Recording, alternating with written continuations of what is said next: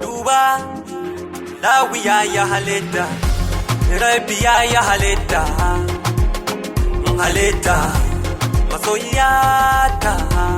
Ina na ganta, ina ta so in faɗa muku na rasa ya zana kwatanta.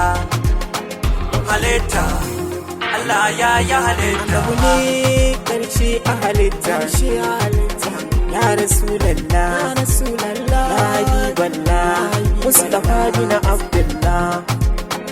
Halitta mun ɗaha an yi halitta mai kyawu, mun zama abban binta. Na kyale kowa, na kyale komai, na ɗauki Habiballah. na gode ma aboki, na gode ma halitta Allah ya halitta.